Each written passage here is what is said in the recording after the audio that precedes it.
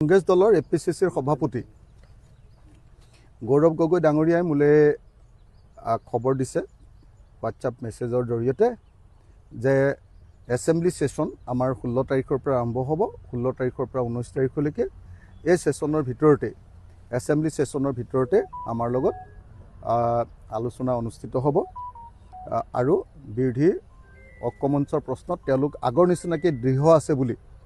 ঐক্যমঞ্চ হ'ব বুলি বিৰোধী ঐক্য হ'ব বুলি তেখেতে মোলৈ মেছেজ দিছে গতিকে মই স্পষ্টকৈ কৈছোঁ যে আমি সোনকালে এলায়েন্স হোৱাটো বিচাৰোঁ আমি আচলতে বহুত সুখী হৈছিলোঁ যেতিয়া ভূপেন বৰা ডাঙৰীয়াক আমাৰ বিৰোধী ঐক্যমঞ্চৰ মানে কথা পাতিবৰ কাৰণে যেতিয়া আপোনাৰ দায়িত্ব দিছিলে আপোনালোকে জানে যে আমাৰ সকলো বিৰোধী দলৰ লগত ভূপেন বৰাৰ ককাই ভাইৰ সম্পৰ্ক কাৰণ তেখেতে বহু বছৰ তেখেত যেতিয়া সভাপতি আছিলে আমাৰ বিৰোধী দলবিলাকৰ লগত আমি উঠিছিলোঁ বহিছিলোঁ খাইছিলোঁ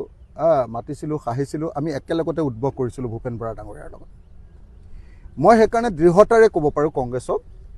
যে আপোনালোকে ভূপেন বৰা ডাঙৰীয়াক দায়িত্ব দিয়ক মই একদিন ভূপেন বৰাৰ লগত বহিম আৰু এদিনৰ ভিতৰতে সেই এটা মাত্ৰ দিন যে আলোচনা হ'ব সেই দিনটোৰ ভিতৰতে আমাৰ বিৰোধী ঐক্যমঞ্চ খাটাং হৈ আহিব আমি চহী কৰিব পৰালৈ আহি যাম যদি ভূপেন বৰাই মোক কয় যে এইটোত খেলিব লাগে এইটোত খেলিব নালাগে একদিনৰ ভিতৰতে মই মানি ল'ম আৰু মই জানো যে মই যিটো কথা ক'ম ভূপেন দাক যে ভূপেন দা এইটোত আমিহে জিকিম এইটোত আপোনালোকে নিজিকে ভূপেন দাই মানি ল'ব কাৰণ তেওঁ প্ৰেক্টিকেল অভিজ্ঞ আৰু দৰকাৰী ৰাজনীতিক গতিকে মই অতি সোনকালে ভূপেন বৰা ডাঙৰীয়াৰ লগত যিমান সোনকালে আমাৰ এলায়েন্সৰ বিষয়ে আলোচনা হয় সিমানে মংগল বুলি ভাবোঁ আৰু আশা কৰিম যে আমাৰ দলকো মই অনুৰোধ জনাইছোঁ আমাৰ দলৰ সদস্যসকলে যাতে ছ'চিয়েল মিডিয়া বা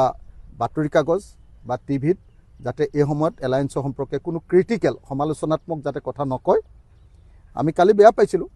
খুব বেয়া পাইছিলোঁ কাৰণ ডেট এটা দি এনেকৈ ডেট ভংগ কৰিছে এইটোতো হ'ব নোৱাৰে সেইটোতো হ'ব নোৱাৰে গতিকে সেইটো আমি বেয়া পাইছিলোঁ কিন্তু কালি গৌৰৱ গগৈয়ে আমাক গোটেই কথাখিনি কোৱাৰ পাছত আমি 19 তাৰিখলৈকে ৰ'ম কাৰণ 16 তাৰিখৰ পৰা 19 তাৰিখৰ ভিতৰত এছেম্বলি তেখেতে কৈছে যে এছেম্বলি সেশনৰ ভিতৰতে কামটো হৈ যাব